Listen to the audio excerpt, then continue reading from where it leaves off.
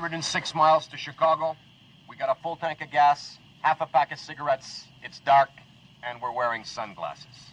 Hit it.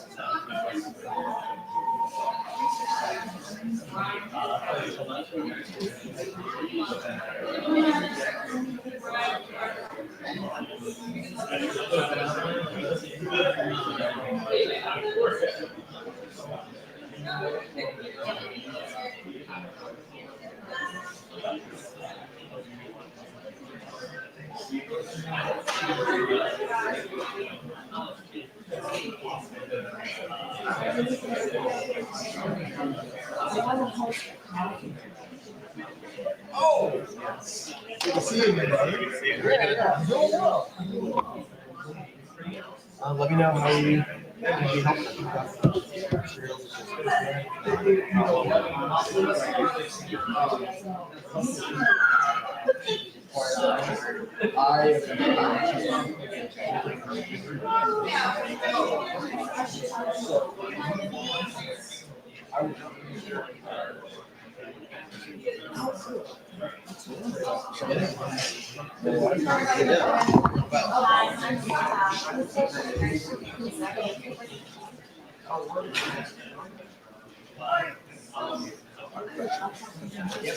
Not allowed to be as about how I feel.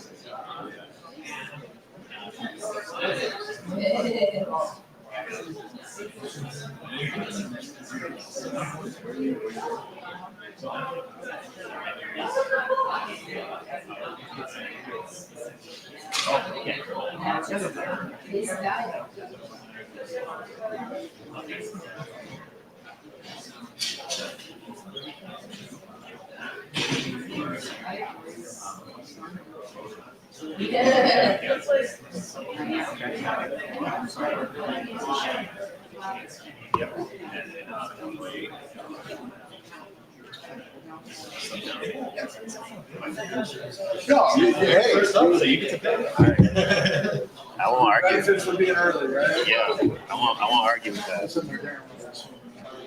To be early? Like that 15 minutes is like any kind of person. You show up somewhere on time already. Yeah. I just wanted to say hi. I'm just. Yes. It's very technically. It's like for me or you. Okay. Nice to meet you.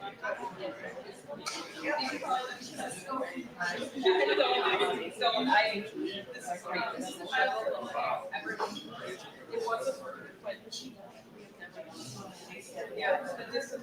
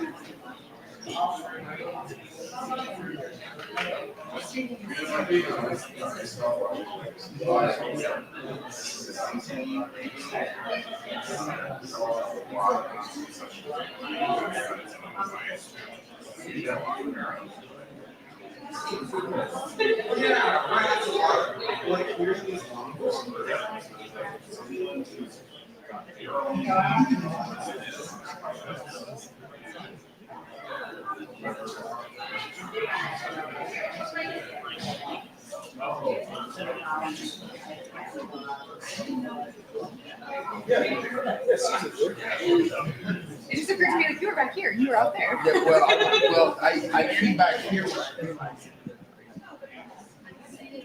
I was like, all right. Not having. Hello.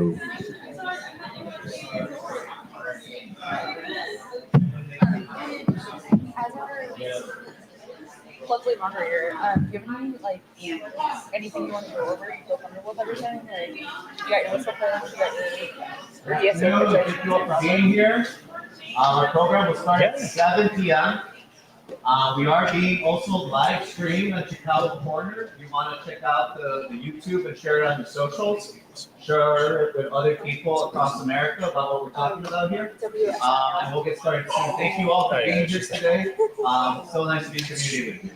Yeah, it's just like that. No, that's amazing. Also, your guys' logo is awesome. It is. It is pretty good. It's amazing. We're happy with it. No, you should be. Like, that is dope. We have train whistles too. Do you really? Yeah. Oh, that's amazing. Yeah, the whistle pitch is basically just like, hey, yeah, I'm out. No, sure. I get that, but that's like a cough. That's just. I already spoke to Mike. I said that we do like canvassing every weekend. So. Did you do what? Canvassing every weekend. And Oh yeah. Oh great. Because I feel like there's still I spoke to Mike.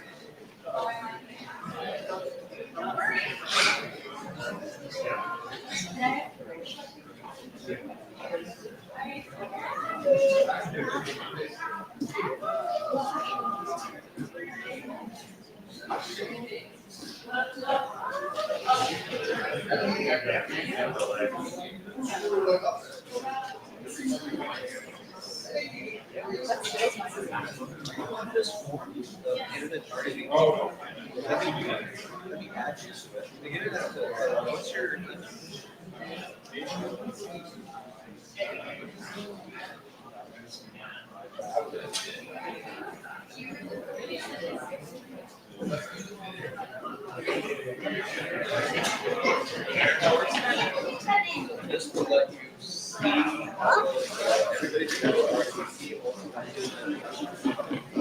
Yeah.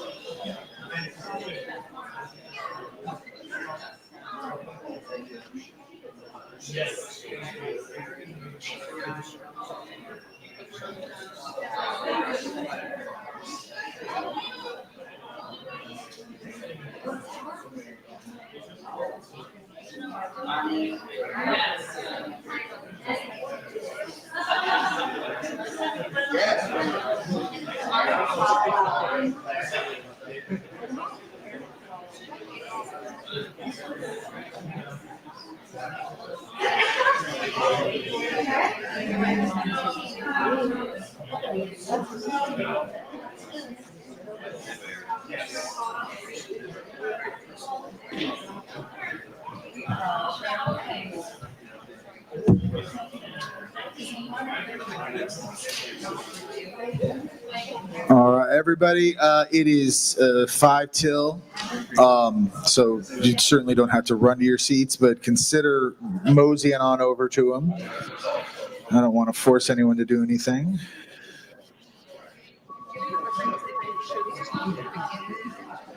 I would show them to the candidate. Yeah, absolutely. Just probably just Yeah. hold it up and then we'll both see it and we'll just be like, No, you're good. If you haven't yet, could you do us the ultimate favor of signing up at the table over there where Elena and Ian are at? That just lets us know who came. You guys have all come do leftist organizing things before. You know why we're doing that and everything. So if you could, that'd be super solid.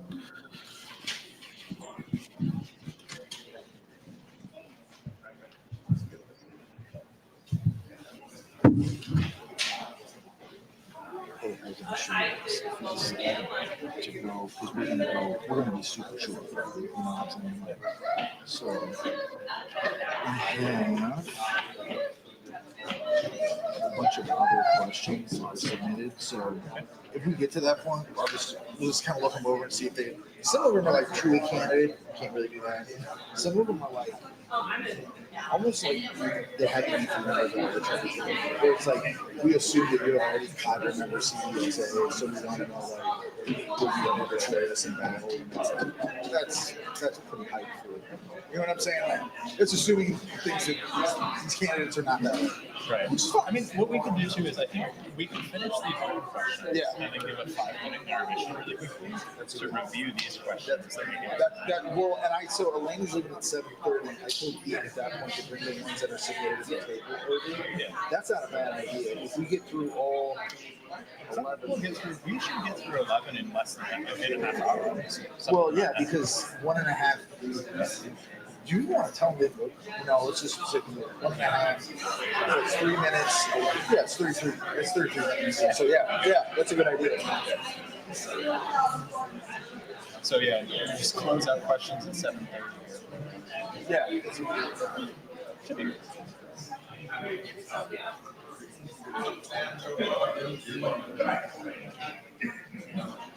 Yes.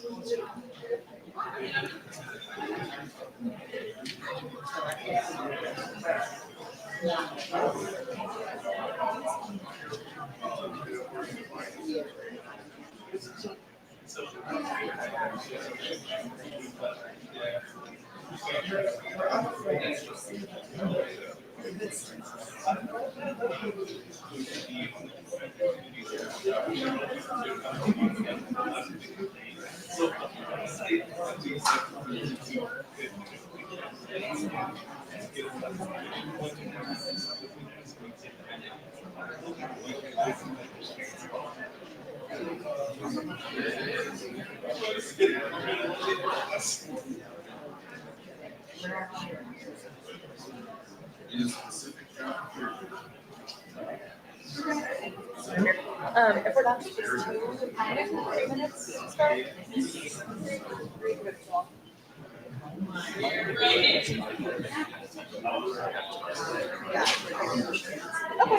So that we could still take up to 3 minutes.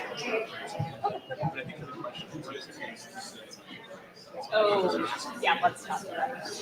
that's what we appreciate. Yeah. And then it's like once we just go through Yeah. moderating. It's so good. Yeah.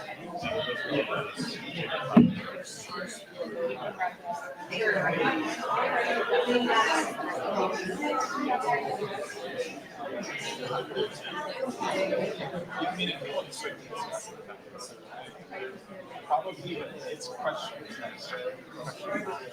I would stop questions or whatever.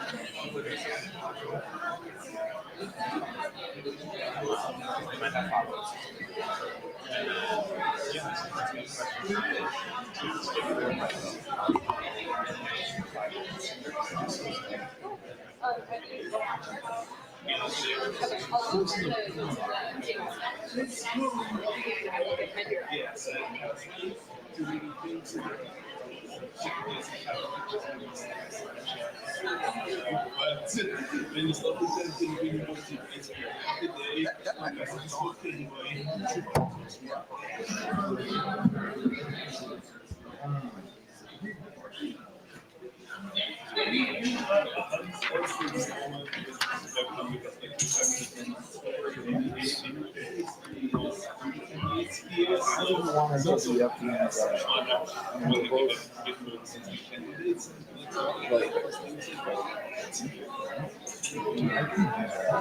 I can do the general introduction and schedule for the line.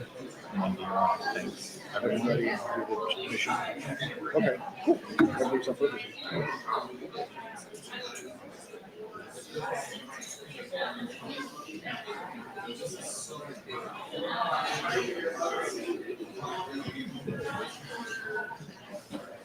All right, excuse me, please. If we could have everyone sit down, make your way to an open seat, and invite the candidates back to their seats at the front, we'll work on getting started. That's awesome.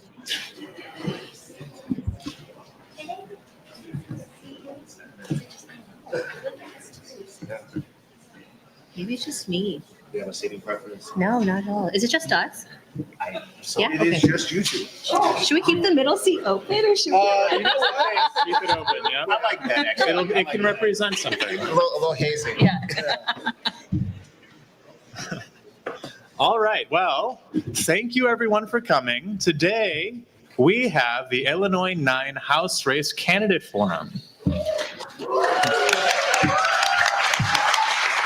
So much excitement. There we go. So before we get started, first of all, again, thank you for coming. I appreciate all of your time. We're going to make sure it's useful. Okay? We're going to get some good answers from these candidates. We're going to embrace these candidates. We're embracing the local people, the local grassroots people who need to fight back against what's currently happening in the United States. And hopefully, through this forum, we're able to learn more about these candidates, and we're able to be inspired to help send one of them to Washington to fight for us. Yes. Okay? So, first up, Sketchbook is hosting us. Food and drinks. Make sure you go over there, get some drinks, get some drafts, or to the main area. There's some more choices that way. If you go that way as well, you'll find the bathrooms if you need. So, if you need to take a break, go ahead and get up, silently go. All right?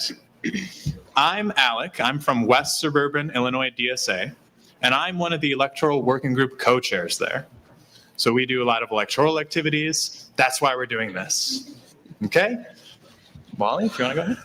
Hey everyone, comrades, brothers, sisters, siblings. My name is Wally. I am on the steering committee of the Chicago DSA, Democratic Socialists of America Electoral Working Group. So I'm Alec's counterpart. First off, I want to thank everyone involved from both chapters for their tireless work to make sure that this got put on. I especially want to thank Jose, who is sitting in the back, looking very dapper. And I want to thank Lauren, who is sitting right directly up front and who will be our timekeeper. They were the core people that put this together. Even when I thought maybe it wouldn't happen, they made sure that it did. So we thank everybody in both chapters. We especially thank them. Yeah, absolutely. Socialists are all about people getting the value for their labor. So since we're all volunteer, the value is thanks. I wanted to go over a little bit about DSA, for those of you who aren't familiar with it. Our chapter, the Chicago DSA chapter, last year we adopted a political priorities that we want to address that we think will help us reach the future that we want. The first one is fighting the boss. So we sleep 8 hours a day if we're lucky. We have 8 hours a day where we don't have to do anything. And then we live 8 hours a day under a dictatorship, and we call that work, where everything we do and say, think, and act on is regulated by a boss that we didn't elect that determines what we get paid for what we do. And so we, as socialists, want to fight that through unionizing, through organizing, through electing people that will represent us in office to make sure that those things don't happen. The second is that we want to make more socialists. We want to have more people in the working class realize that they are being exploited in this way. So we need to talk about it. We need to be open about it. We need to reach out to people in our communities, whether it's our bowling teams, our PTOs, the neighbor down the hallway that is kind of drunk. We need to be talking about this to everyone, which brings us to our third thing, which is be socialists everywhere.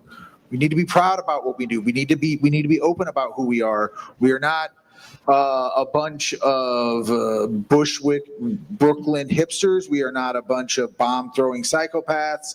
We are working class people who realize that someone's hand is always in our back pocket and someone's eye is always watching what we're doing, and we want to fight that.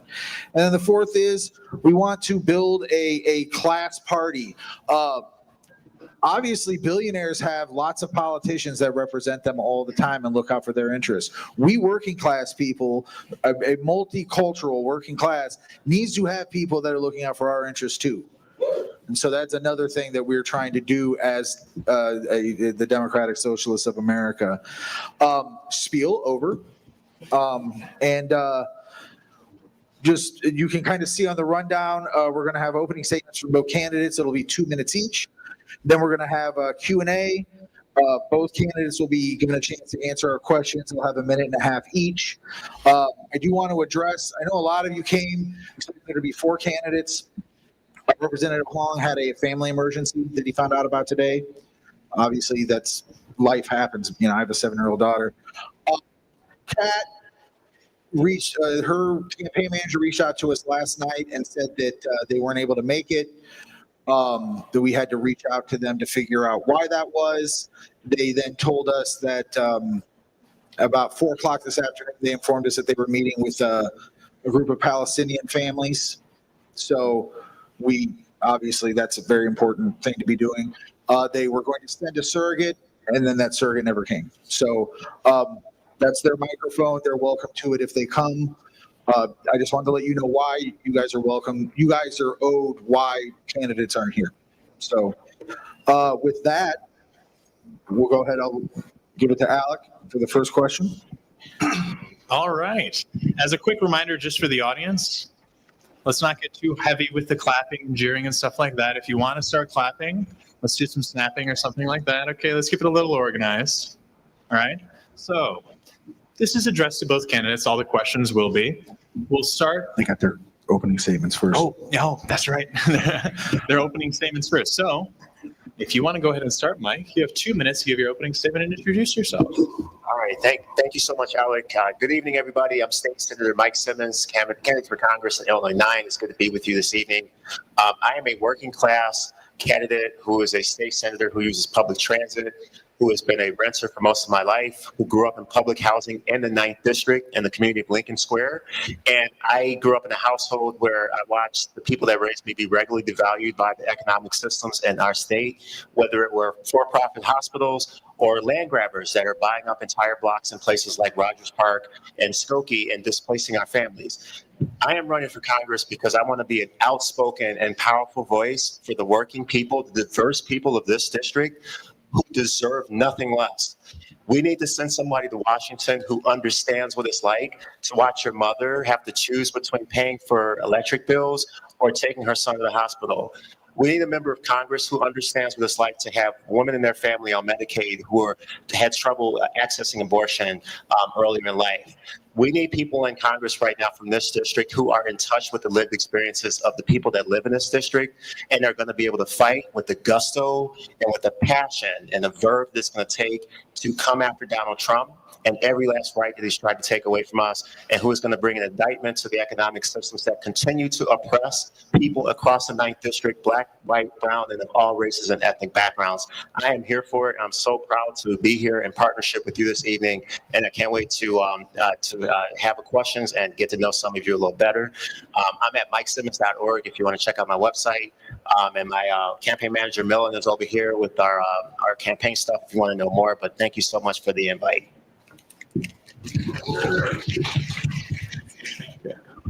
Thank you, Mike. If you want to go ahead, Bushra.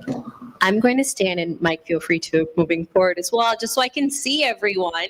Hello, everyone. My name is Bushra Amiwala. I currently serve on the Board of Education for Skokie School District 73.5. So shout out Skokie. That's where we are right now today.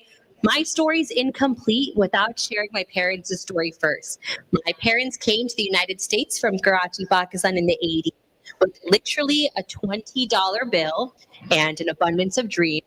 They built their life here in Illinois 9 brick by brick. My dad is a small business owner, my mom's a teacher, and I saw government growing up that extra push that we needed to get exactly where I am today. Everything from growing up on SNAP. So I know what it was like being told that the first of the month is when you can pick your snack of choice.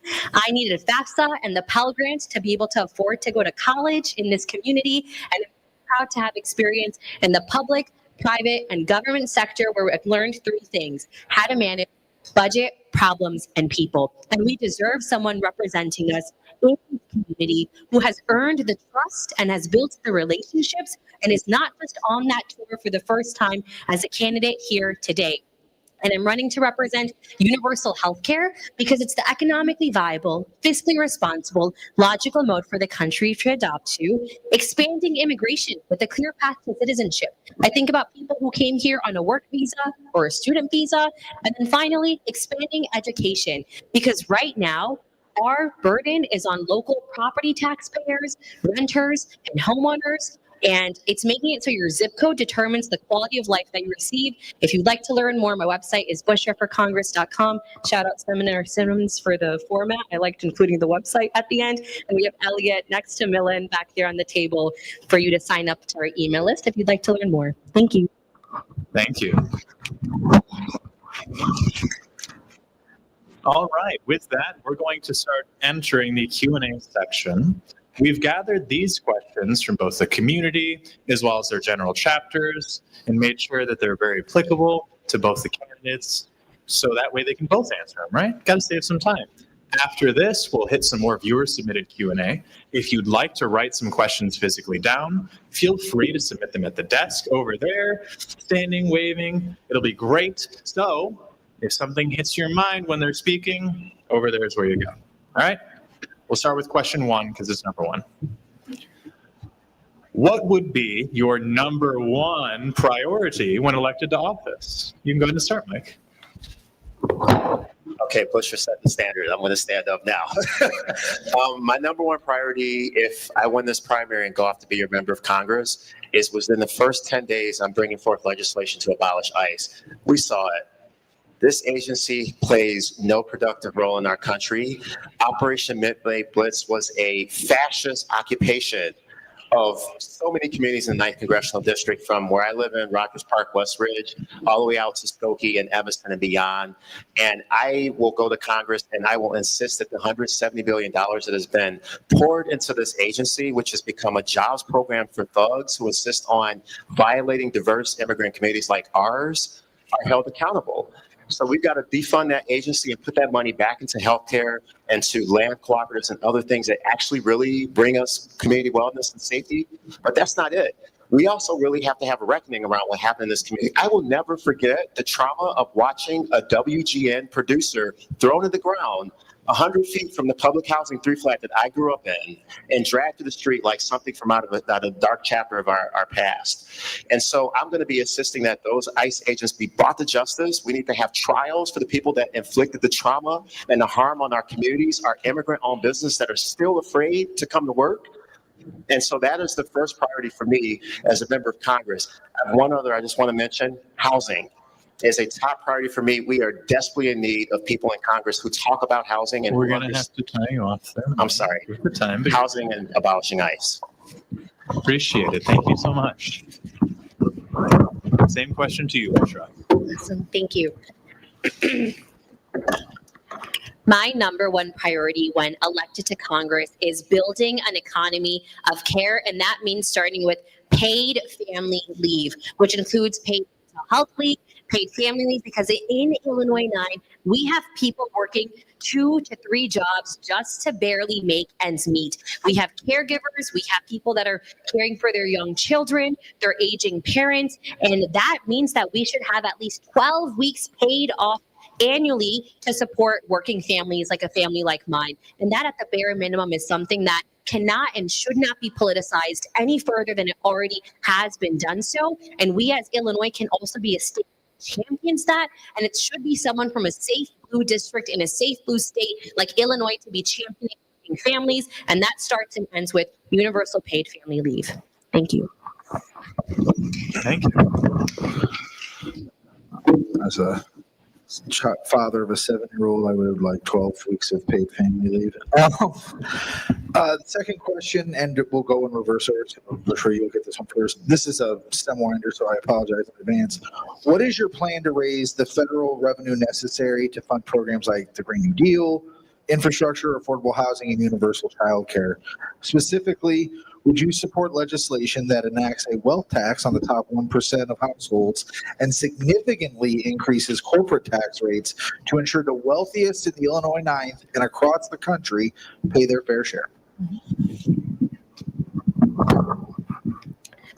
So short answer, yes. I absolutely would support a wealth tax, but I also, when talking about redoing the tax code, right now, small business owners are being taxed double. They're being taxed on their income as a small business owner and then the revenue stream for that small business. So that goes hand in hand. Corporations, oligarchs, and billionaires need to pay their fair share, or even at the minimum, at least pay 10% more of what they should already be paying right now.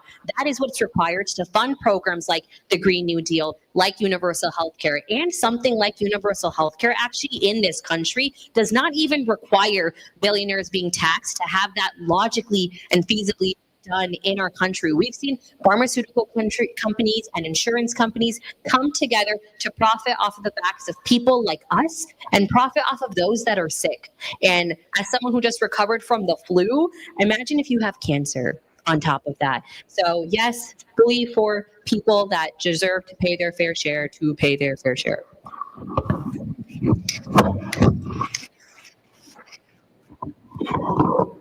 Yes, absolutely. I support a wealth tax on the top 1%. But I would go further. I think we have to have a reckoning with the economic systems of our country. For over a generation now, those that are the wealthiest in America are virtually paying no taxes. We have people that are billionaires who are not paying taxes on their wealth assets. I've been proud as a state senator representing the far north side of Chicago. Shout out to Rogers Park, West Ridge, Uptown, Edgewater, Lincoln Square, Andersonville. If any of y'all in the house, Ravenswood, I see you. Your senators here with you. I'm running for Congress. But seriously, we have to have people who are unafraid to talk about these issues, who again speak from lived experiences, because we have to, of course, we have to have a wealth tax. We need to cut, one of my proposals, we need to cut 20% off the budget of the Department of Defense, and we need to get serious about funding the economic systems and defunding the economic systems that continue to oppress people in this country.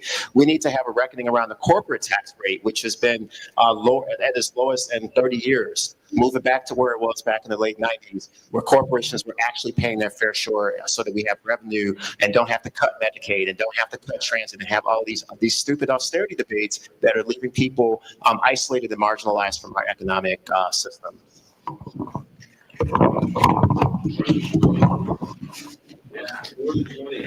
That's right. Thank you. Okay. Moving on to question 3. For both of you, in front of you lie many future potential constituents or current constituents in some cases.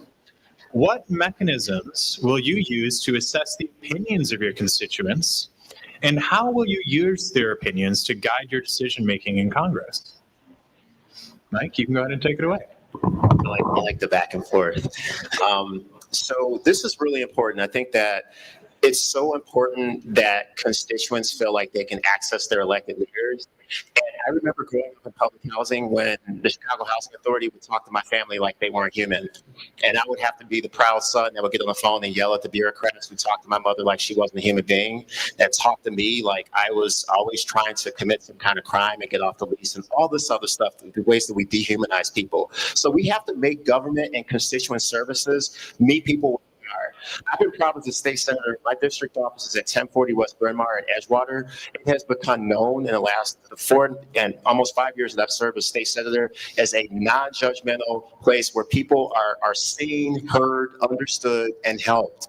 And it's so simple if that's what's really in your heart and you actually really want to help people, and people can feel the difference. And that can make the difference in whether or not somebody comes to my office who needs help with SNAP, or who needs to get enrolled with Medicaid or just got kicked off of Medicaid. We got to be able to help people, and we shouldn't have a scenario where people call the office. People tell me all the time, I called Congressman so-and-so, no one picked up the phone. I just left a voicemail, no one called me back. And that's awful. If any time we should have robust constituent services is now. So that's the first thing. The second thing is I would have people's legislative councils like I have now, where my constituents co-govern with me. The 50 bills that I passed in the state Senate, half of them came from constituents.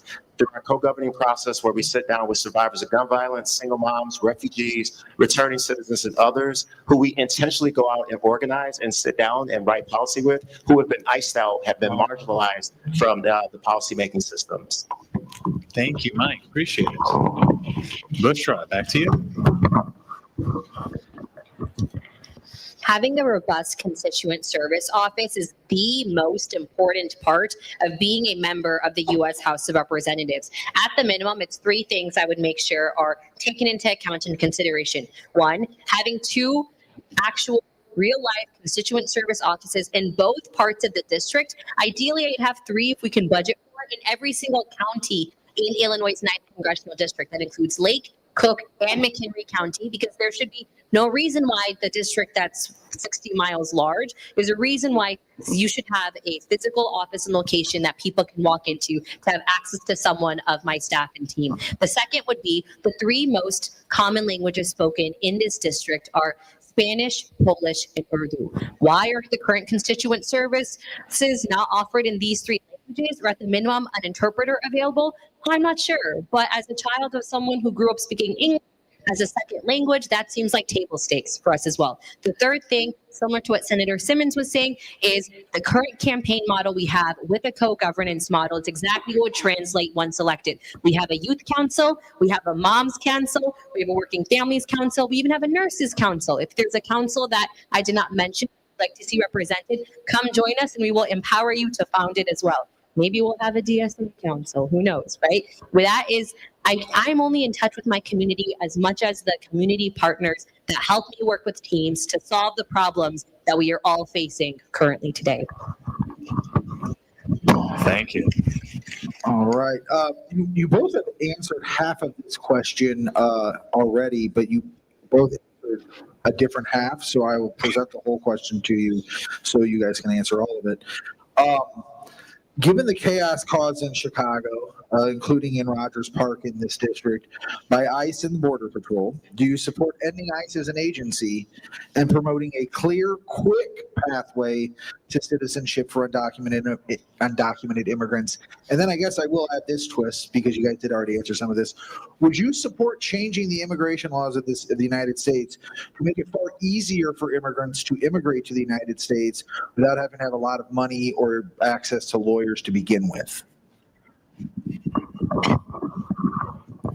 So first, let's get it out of the way. Yes, abolish ICE. ICE as an institution is racist and was created on the backs of surveilling some of the most vulnerable communities that make this country as wonderful as it actually is. And as the daughter of immigrants, we really just need to reclaim the immigrant narrative and story. It's been atrocious what's happened. ICE has also been targeting our neighbors far before Operation Midway Blitz. The first time ICE was in Skokie was in early February. And I remember getting a call then to support some of our small businesses that ICE was walking into, and I wasn't a congressional candidate then. There is no reason why ICE, the way it currently exists, should exist. Finally, I absolutely support a clear, simple, consistent, actually the biggest word is consistent, pathway to citizenship. There's no reason why you can suddenly buy a golden visa in this country if you invest $1 million, and that wealth discrepancy is already horrible for so many reasons. Yes, the grunting indeed is justified. And the last thing that I'll add too about making it easier for people to have citizenship status in this country in spite of how much income they have, I think the way that even we support our refugee families right now is terrible. The way that we are targeting some of the most vulnerable communities in this country, making it so that these are people, labeling them as criminals when they are the victims of the violence and being as being the perpetrators of violence, is intentionally done by this administration and the media cycle. And we see this happen to every single minority group in this country, whether they're Black Americans, Hispanic, Latino Americans, immigrant Americans. We are all against the same oppressor. Thank you.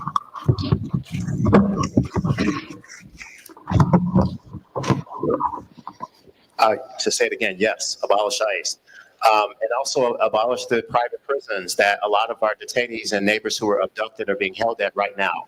$600 million that these privately owned companies are earning off of government contracts with ICE, with the federal government. We have to talk about this, and we have to bust up this corporate hold on these private prisons that are taking our neighbors from our streets. As the son of an asylum seeker from Ethiopia, if I'm elected to Congress, I also am the first openly LGBTQ member to serve in the Illinois Senate. That means I have a responsibility to fight so that we have a pathway to citizenship, but that we make it possible for all people to come to America who are fleeing persecution. That includes LGBTQ asylees. We've got to broaden the definition of who gets asylum status in this country. That stands for the poor and oppressed in different parts of the world that don't come from the right caste and they haven't made a deal with the former colonial powers who are starving, literally, and 3 or 4 continents right now because of the oppressive policies of the colonial era that have left them ensnared and have robbed their countries of their natural resources. It's time to have a reckoning on this, on our foreign policy and on our immigration policy. And I, as a gay Ethiopian, son of an asylum seeker, are happy to bring that debate to Donald Trump.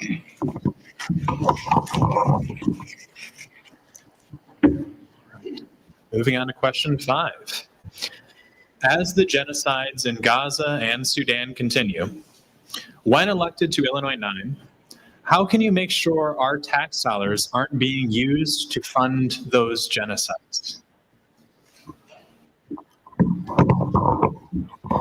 So we have to be straightforward about this. This is a generational issue, and we need to end the genocide in Gaza. End of story, period. Anyone who wants to represent this district has to have more clarity about what we all are seeing, which is tens of thousands of innocent civilians in Gaza who have been killed, children who are starving, spouses that have been separated, people that have been air bombed for no cause of their own. We need to stop arms sales to Israel.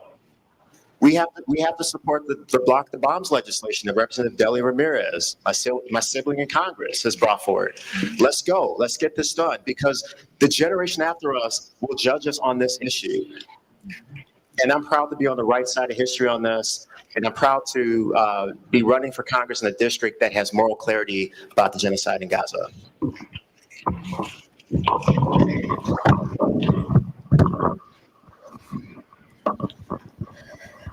So first, you called out the genocide in Gaza. I want to also call out the genocide in Sudan, in Congo, in Myanmar, in Kashmir, and in Taiwan. And the best way to prevent all of these genocides that the United States is not only complicit in, but is profiting off of, is to ensure that we have legal law codified into law. That means we are not giving a single penny to any country that is in gross violation of humanitarian law. We will be on a Cold War as well. So there is no trading that is happening with them. There is no reason why we should be in any collaboration with any country that is violating humanitarian law. That is the end of story. We are absolutely on the wrong side as a nation of this right now. And it pains me that my tax dollars outside of my current use is doing this in so many parts of some of the most vulnerable countries in the world, because we're power hungry, money hungry, and greedy. And that, I think, is the most simple definition of how I would advocate towards that. Thank you both for those answers. This next question seems to be getting the long ones. The U.S. continues to pursue an aggressive foreign policy, increasing military agitation against nations like Venezuela, and an increasing military budget. If elected, what specific votes or legislative efforts would you champion to cut the Pentagon budget and redirect those funds to domestic needs? And how would you actively work to prevent the United States from engaging in new military interventions abroad? Oh my gosh, 90 seconds? Took you 90 seconds to read that? No. I will say I've written a sample piece of legislation called the Books Not Bombs Act. And this directly takes 1% from our defense budget, and that transfer and reallocation would lead to an increase of 10% increase in federal funding for education. Right now, our public schools, does anyone know how much they receive from federal funding for education? 2%. 2% of our funding for public schools comes from federal dollars. Now, if that became 12%, that again saves thousands of dollars a year to property taxpayers, homeowners, and renters. And that's just one example of what we can actually reallocate the Pentagon budget to. Also, people will say, well, our country won't be safe then. Actually, let's shift 5% of that with the 4% investing in cybersecurity. Because right now, while our country is so busy surveilling some of the most vulnerable communities in this country, we're also not equipped for a cyber attack if that ever happened. And that comes directly for, again, some of the most poor and vulnerable and marginalized communities who barely have access to technology such as Wi-Fi right now, the way it stands. Thank you.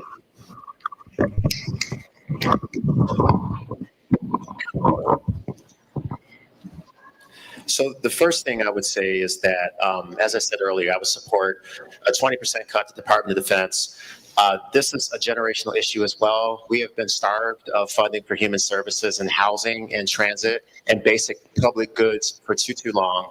And we need a new generation of leadership that's going to go into Congress and on day one is going to reshape the debate on these issues.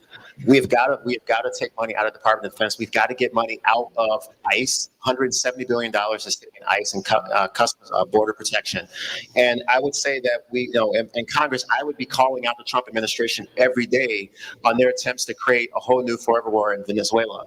Look at this. Governor Abbott sent Venezuelan migrants to Chicago against their will, and then a year and a half later, Donald Trump sends ICE agents, paid for by our tax dollars, to deport them. It's a game. It's an act of war. And so that means we got to be ready to really hit the ground running and to go to the mat and to go toe-to-toe with Donald Trump and these Republicans and complacent Democrats who don't speak up for us, who toe the line and have been saying the same things for 30 years. And you know what? It's getting us, we're losing elections. People are getting poor. We haven't raised the minimum wage in 20 years. Can we raise the minimum wage to $25 at least? Those are the issues that I'm going to be fighting for, and not putting more money into the military industrial complex or the for-profit prisons that are lying in the shadows.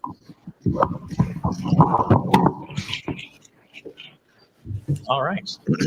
On to question 7. I have a long one this time, which is, if elected to Congress, how would you champion federal grant reform to incentivize North Shore communities and Chicago neighborhoods in the 9th District to shift resources away from traditional militarized policing towards community-based, non-carceral, meaning non-arrest based and such, public safety initiatives like mental health crisis teams and violence interruption programs?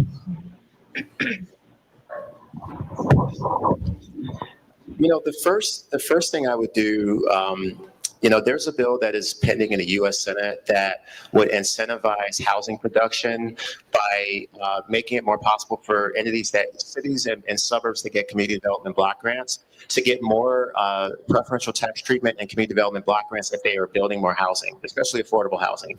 That's the first I'd be on that bill as a co-sponsor tomorrow. We need housing. We have a housing crisis in this country. Renters in the 9th District and Rogers Park are experiencing double-digit rent increases, and people can't afford their first homes while they have $50,000 in student loan debts and $75,000 in medical debt. So first thing is lifting up the issue, jumping on those bills that are currently pending that need more co-sponsors and more politicians that have the courage to represent their communities and actually bring life to these bills.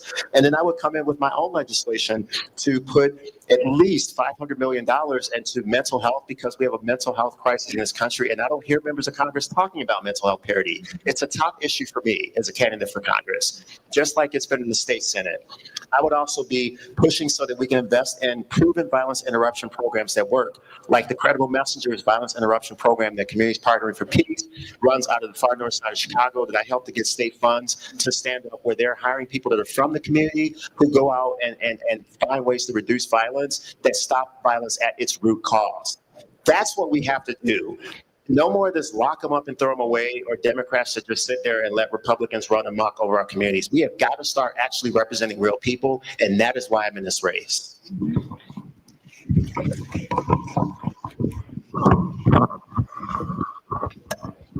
The reason I talk about education as one of my top issues is because of the school to prison pipeline that we have our current members of Congress profiting off of. So first, when we talk about banning stock trade by members of House, you see how many of them have invested in private prisons right now as well, and that is disgusting. We are seeing some of the most vulnerable communities right now that come from lower income neighborhoods that are constantly being threatened and targeted by our police state administration right now, being locked up behind bars, and there's someone whose pockets are being lined every single time something like that happens. So not only is it making sure that members of House can't trade stocks, the second is actively working against the school to prison pipeline, the way that it currently exists too. The last thing that I would call out is that as a member of the House, you get what's called federal discretionary funds that you can raise your hand and bring back to your community. Obviously, the most marginalized communities that are in survival mode are not actively raising their hands of what needs to be brought out. As a member of the U.S. House of Representatives, I will proactively know and reach out to these communities of what community centers can be brought back. As an example is the Willie B. Wiley Center right here in Rogers Park. That innovation just in the past 8 years has done mounds for the youth of the Rogers Park community right off the Howard Red Line stop as a singular example. And we've seen it with the Assyrian Cultural Center as well. We don't have a Polish cultural center in this community as well, and it's the largest ethnographic community that exists. So it's proactively seeing those types of cultural and community-based centers that exist, and it's actively reaching them out, not forcing others to come to us with those ideas. Thank you. All right. How would you use the power of the federal government to strengthen union organizing rights and collective bargaining, specifically for service and education workers in the 9th Illinois Congressional District? So first, I would ensure that the PRO Act is passed and that no person is ever held to a certain or different standard because they're using their right to unionize in this country. End of sentence. When we talk about service workers right now, we're seeing that people are being taxed at a way where they are barely able to keep pennies to the dollar of what they are earning annually. We need to ensure that union efforts are being expanded to include the current modern working lifestyle. So service workers, gig workers, my dad drives for Uber right now, right? Uber drivers, those types of things is what the modern worker actually looks like that our current government already was not accounting for. And when we talk about educators, we have, for example, our tenure track for teachers and the union that they have in my school district. And then we have our part-time union. So those are paraprofessionals. Those people are being expected to contribute $400 a month of their paycheck to unionize just to have 8 hours a week of paid sick leave, right? Like the math does not math. It does not make sense. Like we need to make it so that the current workers and working families in this community that are protected exist beyond unionization efforts, and those should not be threatened simply because they deserve to be compensated for the time that they are spent working.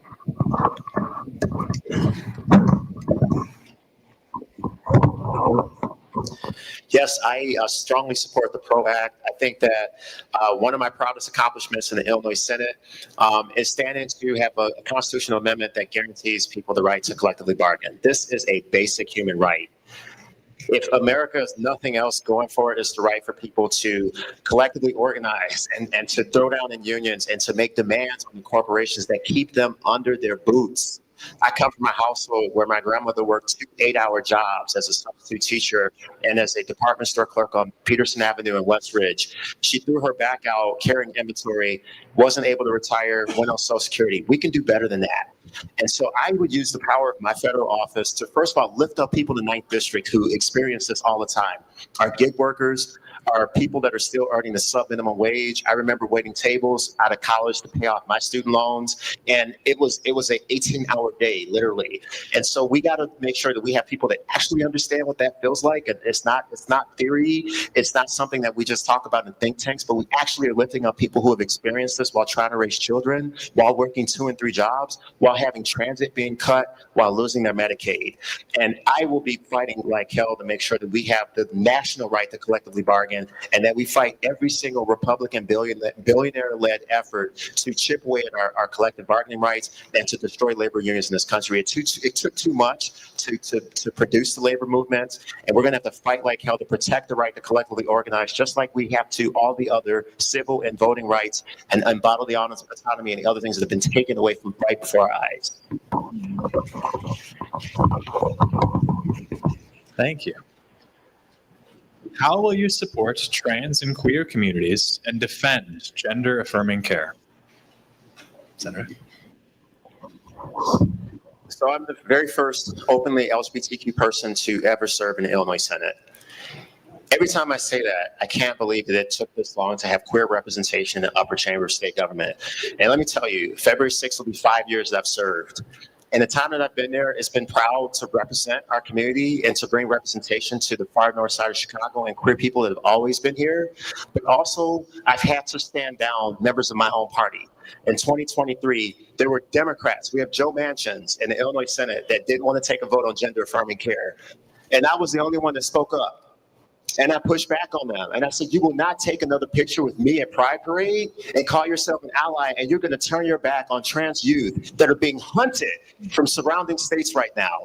And that is the type of outspoken leadership that we need in Congress right now from this district. And I will bring it if I win as the very first openly LGBTQ person to represent any of Chicagoland in Congress at a time where our queer communities are being targeted for sports. And we have so many members of the hateful Republicans that come for us, and on the floor of the state Senate, I'm often the only one who pushes back on them when they talk about what they're going to do to trans people. And I'm often one of the only ones to push back on members of my own party. And so I would fight to defend access to gender-affirming care. I introduced legislation to make Illinois a sanctuary state for trans families, and I would go a lot further.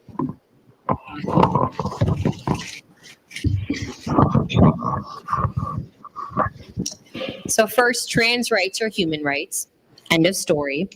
And the best way to ensure that gender affirming care is protected is to ensure that anything that happens between you and your doctor is between you and your doctor. We've seen this administration constantly come on the backs of LGBTQIA plus community and queer people and trans people time and time again because it's low-hanging fruit for them. To them, it's the easiest way to divide this country and make it so that these are the people that they are targeting simply for just being. And that's not okay. And I think the easiest way is to destigmatize something like that and ensure that this is it. Like anything that happens under the guise of healthcare is between that person who's seeking care and their doctor. That's it. Doesn't need to be politicized further than that. I'm incredibly proud of the measures that we've taken in our school district as well. Everything from a single-use bathroom that any gender can come in to ensuring that we have gender-neutral language in all of our policy and positionality that has been passed in our board. These types of micro examples are the everyday instances that are required to ensure that people, trans people, queer people, the LGBTQIA plus community is seen in our communities. All right. What will you do to protect against the environmental risk posed by AI data centers?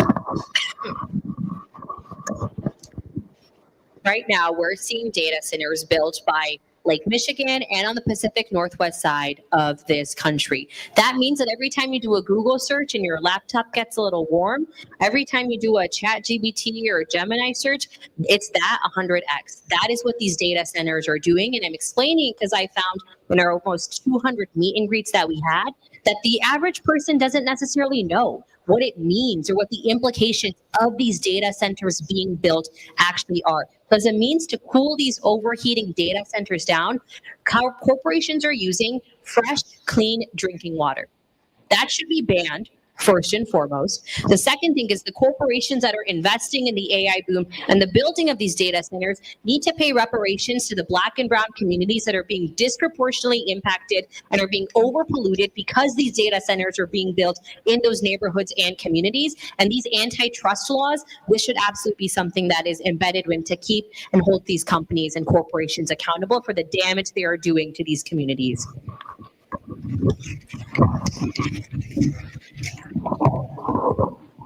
You know, it's really going to be important that we reckon with AI, and this would be something in the first 10 days of assuming office that I would bring forward legislation to have a nationwide audit on how AI systems, unfortunately, are making decisions in healthcare about who gets healthcare, and also making decisions about who gets hired, who gets laid off. And we can't have that. And we need outspoken leadership to stem the tide on AI. Now, specifically when it comes to data centers, we talked about the environmental risk of all the AI data centers that are being built, that a lot of times are getting government subsidies to be able to build, and they pass this off in the name of economic development and disinvest in communities, but then don't hire people in those communities and drive up the demand on our energy, which drives up all of our electric costs, and it always hits the poorest people the hardest. I am so sick and tired of living in a country where people can't pay for basic utilities. So let's make sure that the AI and the data centers are paying their fair share, of not getting government subsidies. I think we need to end government subsidies for corporations that can afford to float their own development costs. And then we need to reckon with the damage that's been done. And so I would be on the forefront of that in Congress, because I think that, you know, I'm really coming out guns blazing on AI. I think it is an important issue that is going to ensnare all of our lives and take away a lot of jobs that are going to be automated if we don't have courageous leaders who are not so afraid of pissing off their donors that they won't call out the obvious, which I will do. And that is the work that we must do.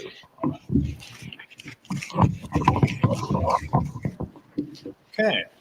And then last but not least for the moderator Q&A here, if elected, your first term would run through 2028.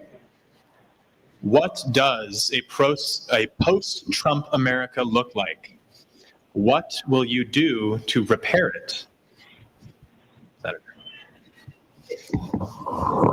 Wow, it just makes me shudder to even think about the final 2 years of the Trump administration. I mean, this is why I'm running for Congress. I symbolize everything Donald Trump is trying to erase. The child of an immigrant. I'm Black. I'm queer. I'm smart. I'm a legislator. I'm a progressive Democrat who is proud to be a member of the left. and who understands the oppressive systems in this country and knows how to go toe and toe and call out the bullshit. And that's why I'm running. That is at the core of my candidacy. And so what does a post-Trump America look like? It's rebuilding the Department of Education. It is refunding Department of Human Services. It is reinstating the laid off federal workers who gave their entire career to be civil servants and who are now reeling and on unemployment.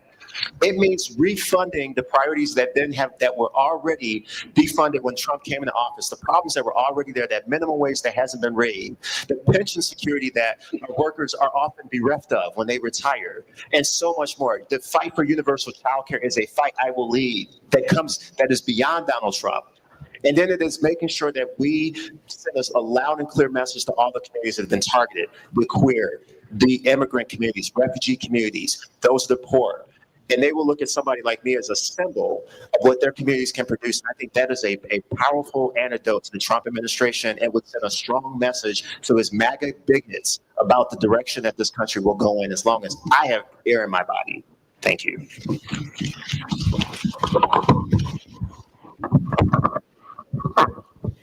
The Trump administration is banking on this generation, that includes all of us, to not have any additional critical thinking skills and to just put our hands up and release and allow this administration to do every single thing they want to do to take advantage of every single one of us. Once this administration is over, and hopefully ideally even before then, first thing is making sure every single federal worker that has been laid off is not only reinstated, but their job is brought back and expanded.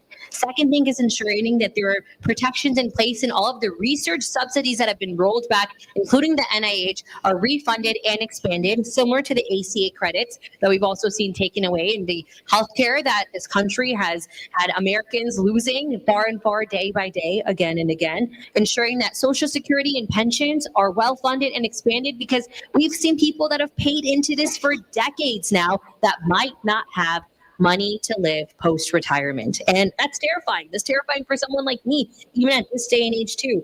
Finally, it's ensuring that, again, critical thinking, research, the Department of Education, and investments at a federal level within education is not monopolized and politicized in any way to prevent someone from thinking and asking questions that we're seeing this administration do, even something like at Northwestern University, right here in our backyard. That is absolutely not okay. And we're seeing our free speech being violated, and there are no protections for right to protest, even right now either. That trust is what will need to be rebuilt first and foremost at the core of everything. Thank you. All right. Thank you so much, candidates, for that. We're going to take a quick intermission of around 5 minutes. So go ahead, give this local business some of your money, get some beer in your belly, hit the bathroom if you need it, and we're going to review some of the day of submitted community questions and choose some to ask the candidates. If you're chosen, that's lucky.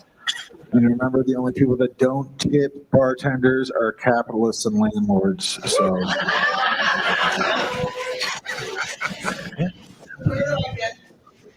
right over this gentleman right over here, this good-looking fella. Yep, and then we will resume right about 7:55 to 8 o'clock. Thank you.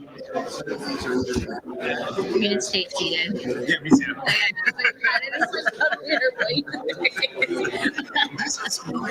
Yeah, they are. They are really good.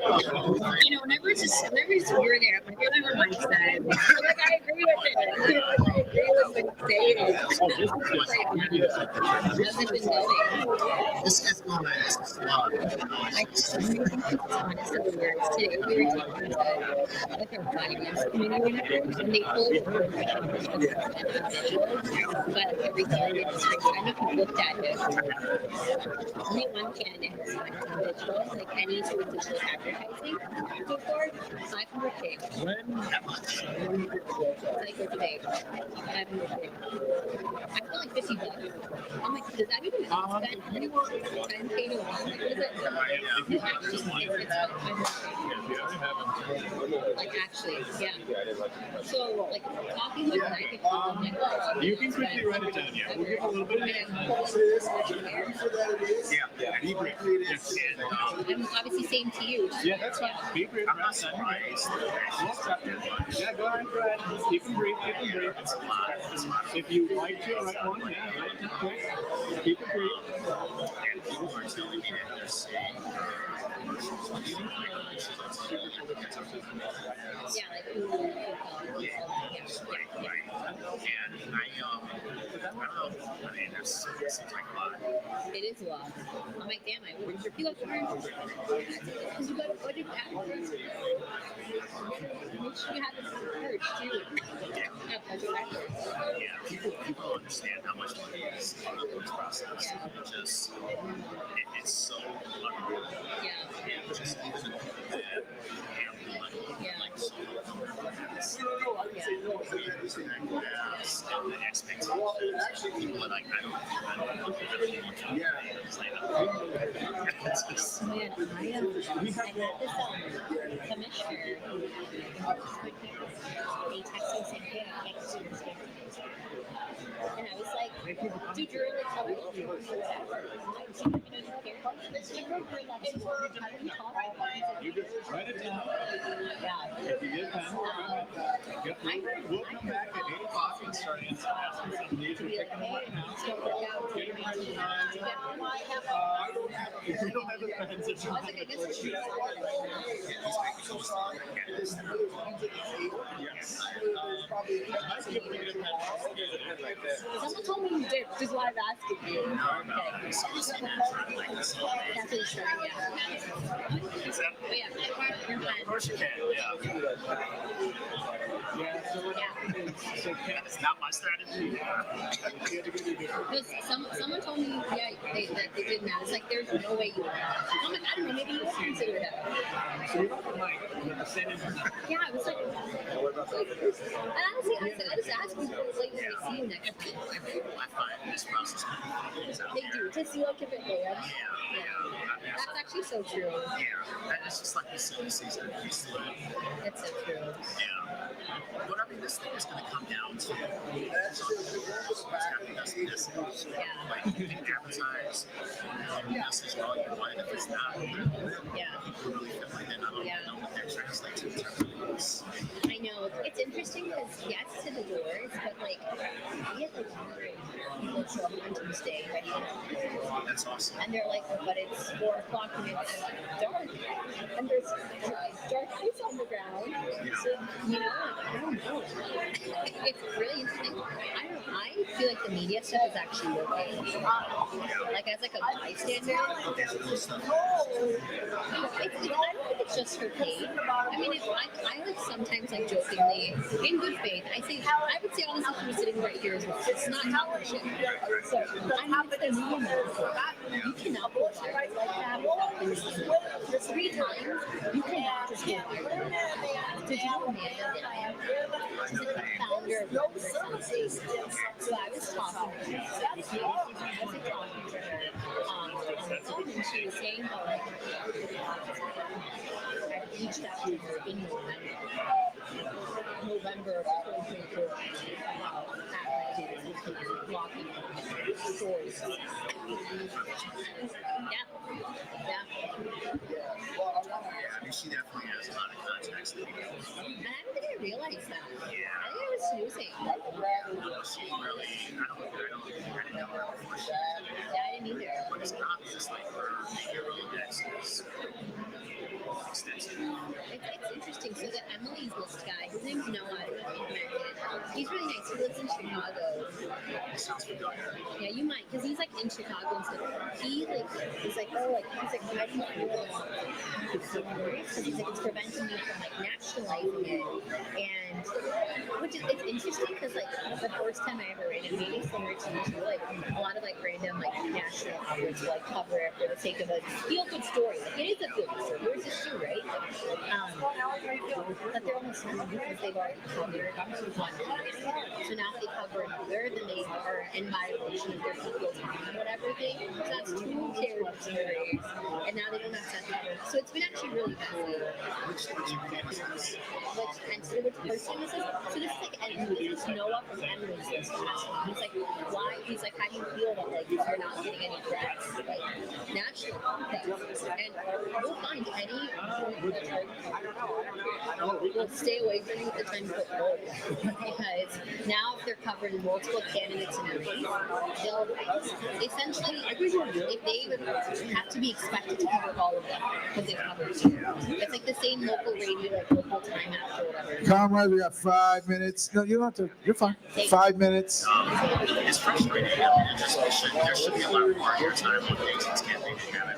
It's been brutal. Yeah. It's been brutal. Yes. It actually has. Yeah. I'm not impressed because some of the coverage, I mean, it was like,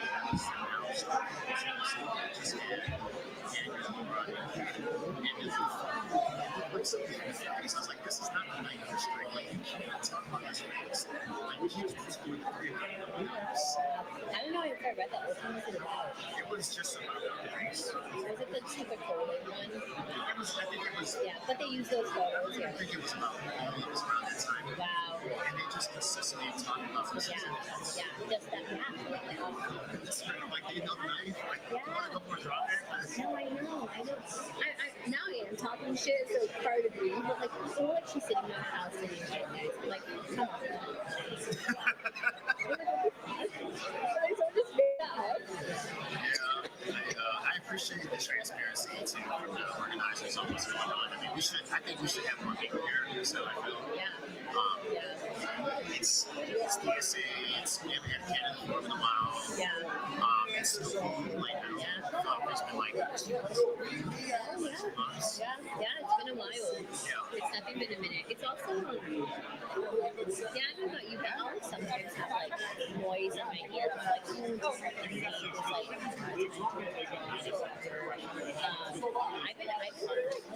I do noise. It's not coming from my nose, like on my ears or whatever, but like some donors will be like, you don't have my hair is just people that follow it. Like, it is not just something, and it has been super, like naturally I like sometimes midnight a bit more too. Maybe I don't get to meet someone again. The hard part. Not to the extent I see. I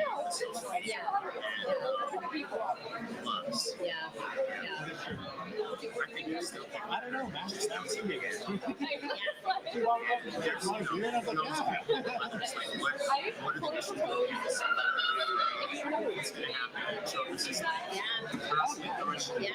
What like ice is back. But even like, I swear I'm talking shit now. It's like there's so few people that you can like have shit share like that. And I still want to talk about Simmons. I was like, Mike's my favorite. He's so nice. Oh my God, what's saying? I just feel like I'm just shooting this shit with you right now. I know. And I seriously respect you so much. And like truly, I have never said anything not good about you. I have nothing bad to say about what I used to say, but so I appreciate you allowing me to hold space. I don't really have anybody to play on this thing. This whole industry is like. Wait, congrats on the Black Congressional caucus. I saw that. Did you get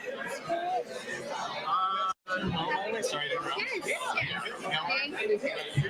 Thank you. Good job. Yes, there was a press conference. And I think Evanston now should get a one-off piece. oh yeah, no, I know. Like that's where I need my. All right, comrades, we have like 60 seconds. I do not like being the person telling people they have to rush about, so please make your way back to your seats so that my anxiety doesn't increase. As you can tell, I have no hair left on my head anyway, so don't let me lose the little bits I have left. Also, I have to go to work at 10:30, so Website on here. I really appreciate being able to get there. That was time to play. Yep, that's right, night shift. Okay. 45-cent differential. Call Union contract. Hey, you got to have a benefit to living like a mushroom. Do you have your info on here for us? What? That's right. Do you have your info on here for us? You said call if you want to accept. Thank you very much. I appreciate that. It's on my Direct, It's on the website. directdemocracy21.org. Okay. I Where do you live? want people to critically.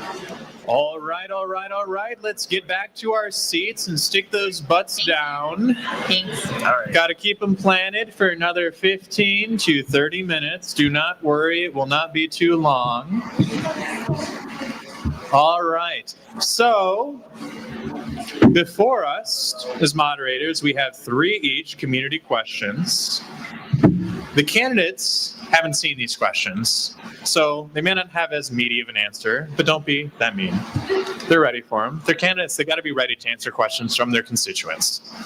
So, first up on my end, are you supportive of the bicameral proposal led by Senator Merkley to ban hedge funds and institutional investors from buying single-family homes? We'll start with you, Senator. Fuck yes. I'm sorry. I grew up in a multi-generational household where my grandmother cursed a lot. She's 80 years old. She's my proudest small dollar donor. So every now and then you might hear me drop an F-bomb. It means I'm really fired up about something. I support Senator Merkley's legislation. We need to stop private equity firms from buying up single-family homes and 3 flats and courtyards and all of the beautiful traditional housing stock that our area has that they're buying up, knocking down, or redeveloping and turning into cookie-cutter stuff that no one can afford to live in. I, in Congress, am not just going on as a co-sponsor, though. I'm championing this legislation. I'm talking about it at the press conferences. I'm bringing in coalition groups, and we're making a stink about it. We're getting organized labor to put a coalition behind it because we have a housing crisis in this country. We do. People can't afford their rent. They can't afford their first house. They can't afford to upkeep their house. We ought to be getting private equity and hedge funds out of the housing market, and it's going to take people who are not funded by them. It's going to take people who are not funded by them to have the political courage to move those pieces of legislation, and we can do it. Thank you, Senator. Because you guys don't have the questions written, I'll read it again, just to refresh you. Are you supportive of the bicameral proposal led by Senator Merkley to ban hedge funds and institutional investors from buying single-family homes? Bushra. Yes. And I could sit down after that too, because Senator Simmons encapsulated it very beautifully. But what I'll add is, in the current housing crisis that we have, and as you're evaluating candidates for this race, there are a lot of people that are speaking outside of both sides of their mouth. And the best way to know if someone actually is ready to walk the walk, to talking the talk for something like this, is to see who's currently not being funded by hedge funds and real estate developers right now. And you can see that on fec.gov. I would say if you had a knowledge of a candidate that might be being funded by hedge funds or real estate developers, I don't think any of us would hold it against you, either of you, if you let people know. They're just saying, like, that would be cool. You can interrupt. Yeah, we're saying you can talk shit, is what we're saying. Here is my first question. This one is near and dear to lefties, but I think it is also the issue of justice. Would you support ending the blockade, the economic blockade on the island of Cuba that has been going on since 1958? Or Bushra will go. So I'm a retired policy debater, and the first time I joined high school debate, our resolution that year was, do you support lifting the trade embargo with Cuba? And I was like, hell yeah, that was mine. That was me swearing. Thank you. And I specifically right now talked about lifting even just the sugar trade embargo with Cuba. What we've been doing to an institution in a country like Cuba right now is it's an example of how the United States works as a global hegemon, trying to instill its global power to intimidate nations because we're threatened by them for whatever which reason. So yes, absolutely. It's something that was done to further a militarized state that the United States represents. And there's no reason why the country of Cuba should have ever been the recipient and the grunt of that.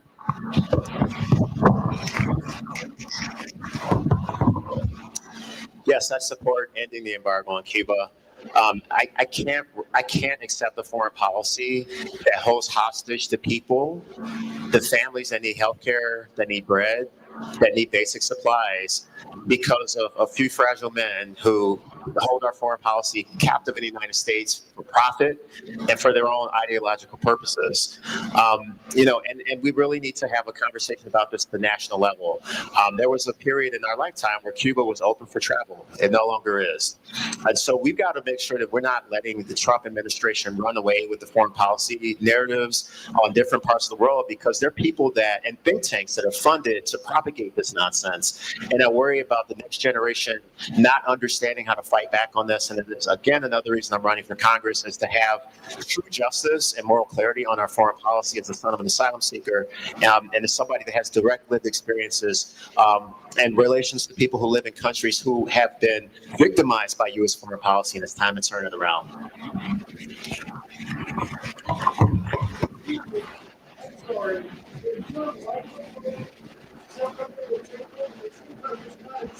It is a little. It's taped, but it's okay. I've been hunched. Are you? Can you still hear me? All right. Thank you.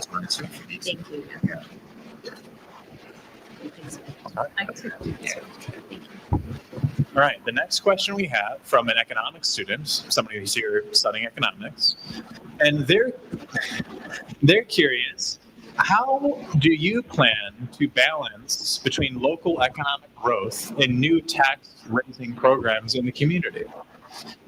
There's potential that the taxation might have a negative effect on local economic growth. So what specific taxations are you looking to raise progressive revenue?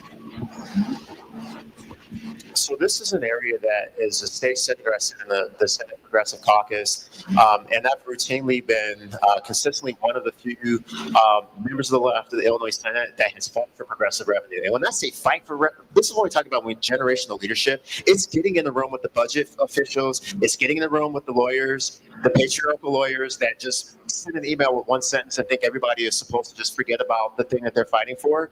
And I'm known for fighting back against that. I don't have to be a lawyer to go toe-to-toe with lawyers on this question. We need progressive revenue. I can work in coalition with the Illinois Revenue Alliance to come up with $655 million when we close corporate loopholes in 2022 that we use to fund the new child tax credit, to fund healthcare for undocumented immigrants for a bit, and other priorities. And that's the type of verve that we need in Congress right now from this district. So I would be one of the first members to push for progressive revenue at the federal level, because we haven't seen it to the extent that we need real leadership on this issue. We have to have a reckoning around progressive revenue so that we don't let old crusty Republicans continue to have austerity debates and talk about who deserves housing and who doesn't, who deserves to get an abortion and who doesn't, who deserves a pathway to citizenship or doesn't. I don't need old Republicans in the United States Senate telling me what my family deserves or that what yours deserves. And so I look forward to fighting for progressive revenue in Congress. Same question to you, Bushra, from local economics student. How do you balance local economic growth and the need for local tax revenue, such as progressive revenues? So what sort of specific progressive revenues would you search for taxation that won't hurt your local community? So as a school board member, this is something that's very close to home to me. I look at the way that our public schools are funded all the time, and I see that the burden that puts on our local property taxpayers, homeowners, and renters. So my school district is an example of one that has an imbalance of 70% residential homes that live in that community and 30% commercial. There's another school district in Skokie that's flipped, and Old Orchard Mall as an example is that one. So it's 70% commercial, 30% residential. That inconsistency in itself already means that Skokie has, and actually Cook County in Illinois, some of the largest property taxes than any other county and state in this country right now. That is what we are living in. So first, I think something that isn't talked about often enough is the loophole that exists for philanthropics and family foundations right now. That as an institution, meaning billionaires that are able to create a family fund just to not pay taxes on that annual revenue stream every year is a singular example of how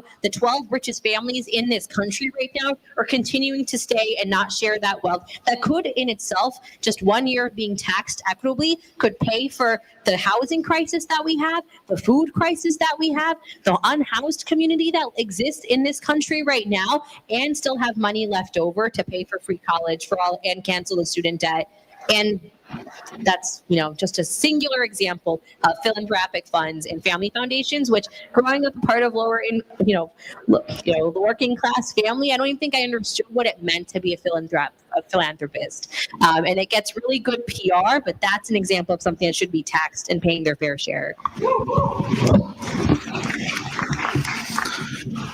All right, this next question. Someone gave us crap about not asking a question about this, and I think they were right.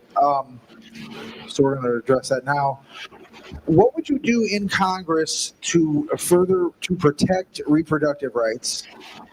And would you work to ensure that reproductive rights are enshrined in the Constitution? Yes, absolutely. Reproductive rights need to be, I liked that word, enshrined, but Roe v. Wade needs to be codified into constitutional law.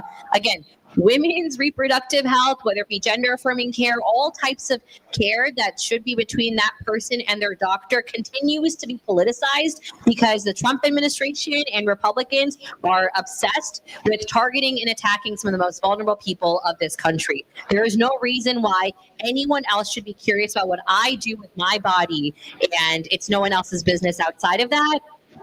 End of story. Should be codified into law. Thank you.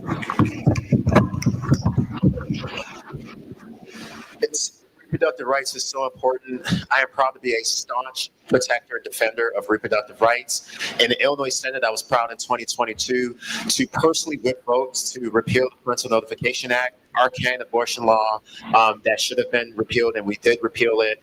And then we went a step further in 2023, and we passed the Protect Patients Provider Act, which protects those that provide abortion to people that are from other states where it's been outlawed.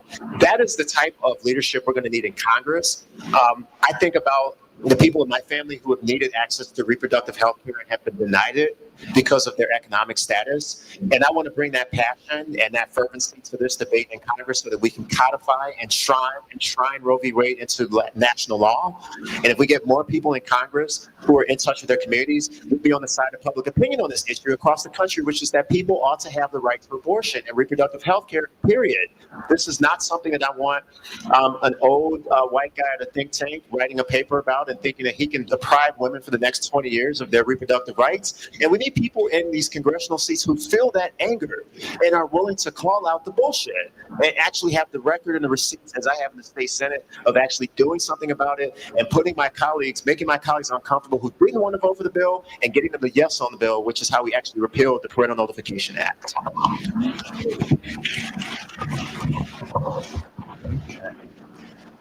The executive branch for decades has been committing acts of war unauthorized by Congress. Do you support repealing the AUMF, the bill that allows this? And what further steps would you take to rein in U.S. warmongering? Senator? Yeah. The executive branch for decades has been committing acts of war unauthorized by Congress. Do you support repealing the AUMF, the bill that allows such things? And what further steps would you take to rein in U.S. warmongering? I think this gets to the question of the separation of powers. We have war powers laws that ensure a division of responsibility and authority over how the United States can declare war. And what we're seeing right now is that the Trump administration has completely obviated the legislative branch on this question, and it's starting forever wars that support his profits and bottom lines. And so we need members of Congress. One of my top priorities, if I'm so honored to be and lucky to be your next member of Congress, is to be a check on the Trump administration and to protect us from the federal overreach that ensnares us in forever wars and parts of the world where people didn't ask for that, and getting us involved in stupid wars that actually make us less safe and create more oppressive conditions all over, even in the United States. And so that is the animus that I would bring into this issue, and it's going to take vigorous oversight. I would love to serve on the oversight committee so I can throw down with Congressman Robert Garcia from California, who is really bringing hell to the Trump administration right now on exactly these type of abuses.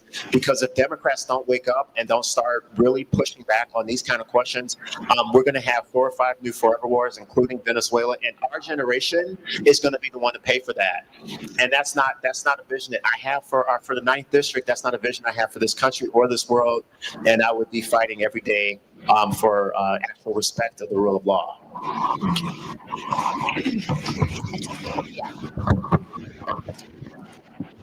When the United States, and to be clear, when Donald Trump bombed Iran, that is grounds for impeachment.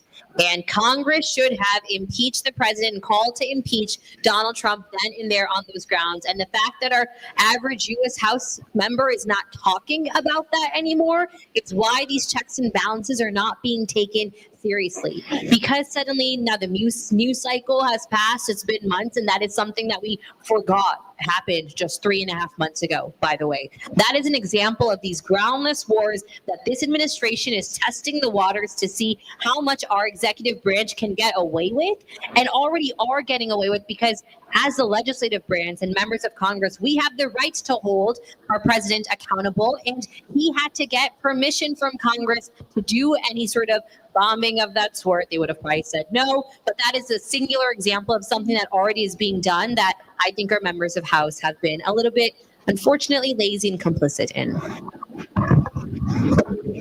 All right, we are coming up on 8:17, so for the purposes of getting everybody out of here on time, we'll move ahead to the closing statements. So, yeah, Mike, you went first for the opening statement. So, Bushra, if you want to go open it first for the closing statement, we'll do it that way. So thank you again for DSA for hosting us this evening. Thank you all for showing up on a snowy, very cold Friday evening. Snaps for you all again. Shout out Skokie, shout out Sketchbook. I think buy a beer on your way out. I don't drink, so someone buy one on my behalf. You all are very lucky to have such awesome people running to represent you in Illinois 9. And you'll find that a lot of us might agree when it comes to policy, platform, positionality. So you are going to vote for a person. And that person is going to represent a lot more than just all of you here in Illinois 9, because right now we're in a turning point.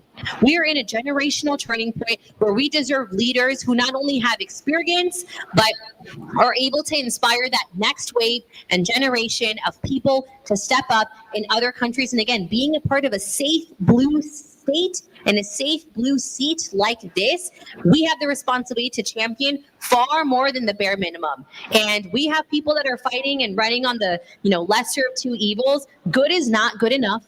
There is no lesser of two evils when you have a fantastic option to choose from. I would be honored to be in your consideration set. My name is Bushra Amiwala. My website is bushraforcongress.com. Please feel free to join us today. Thank you.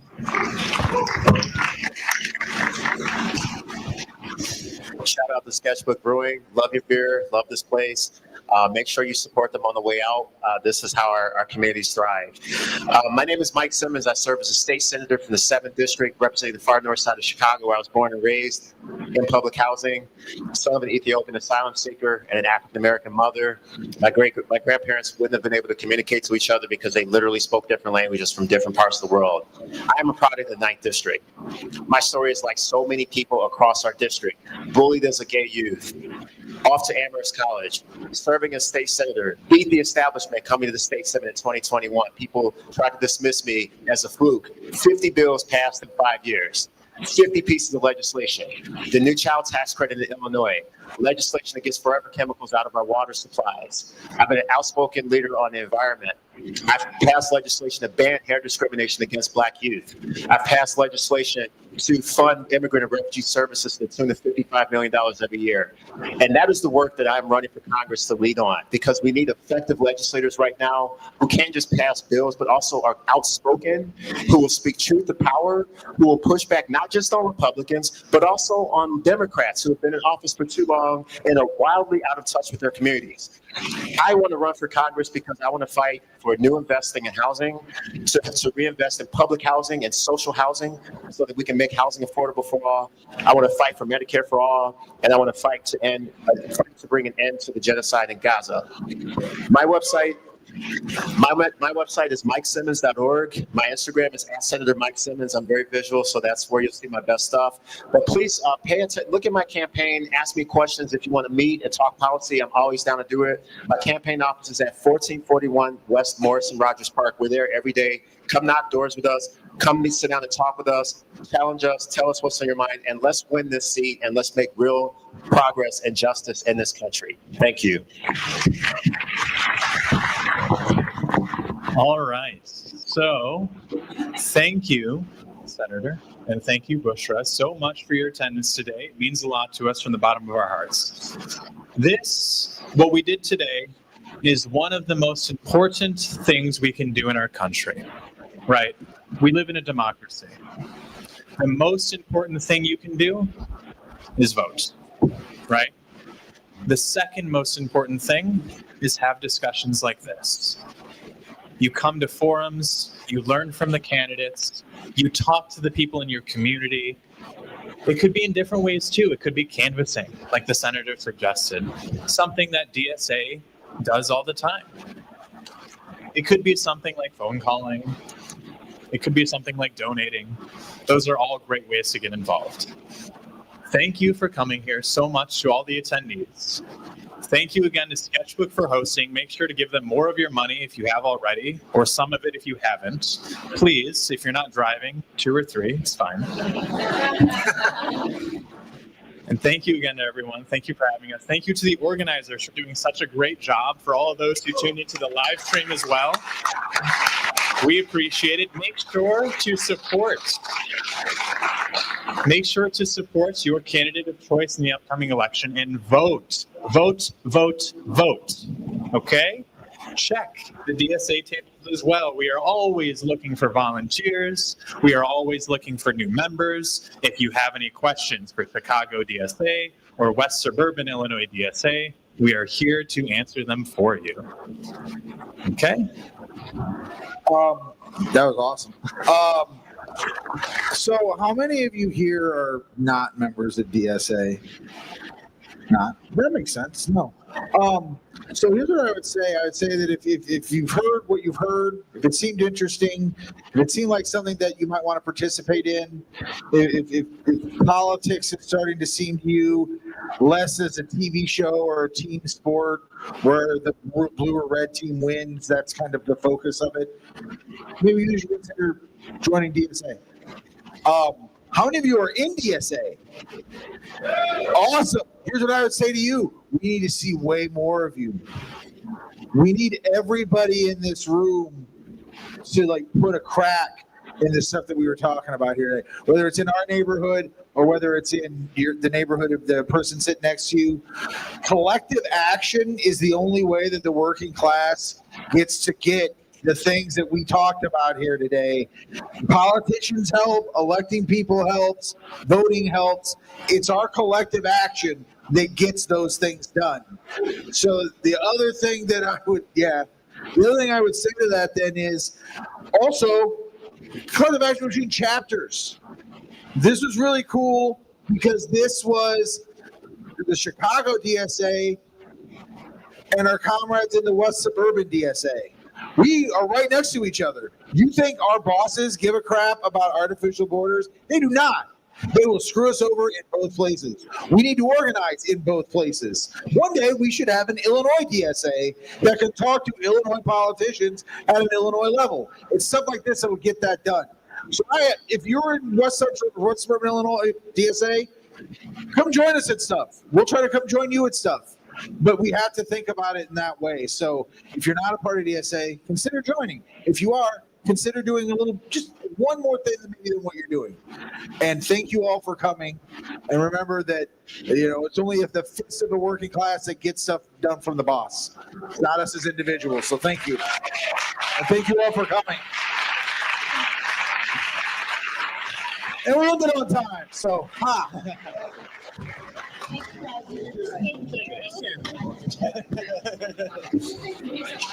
you so much.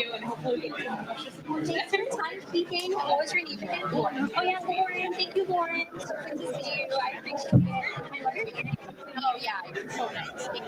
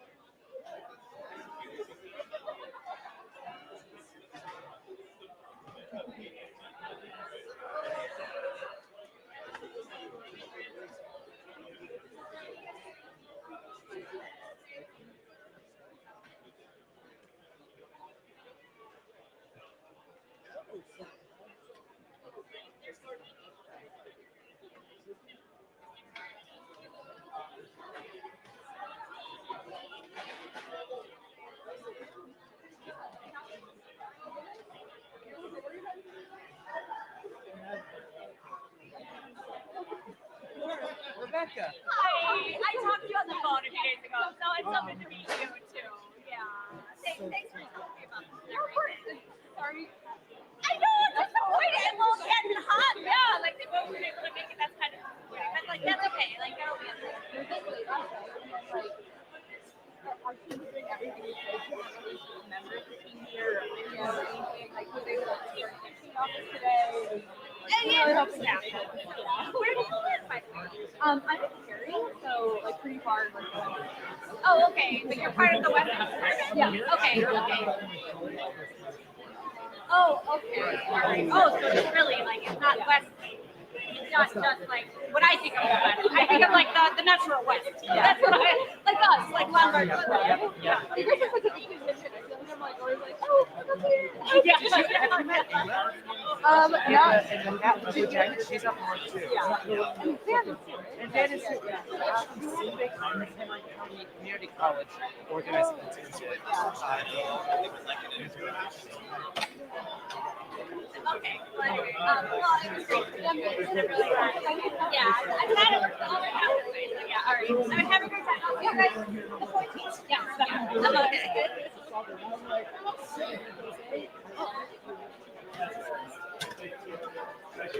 Get out. And don't come back until you've redeemed yourselves.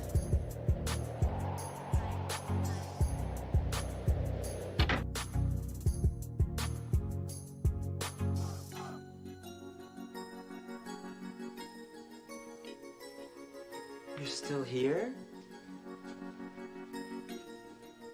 It's over. Go home.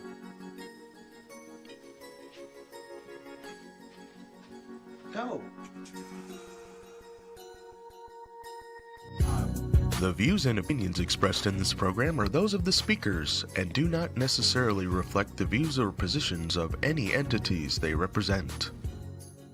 If you would like to be a guest on Chicago Corner, please email our host, Jerry, at chicagocorner.tv.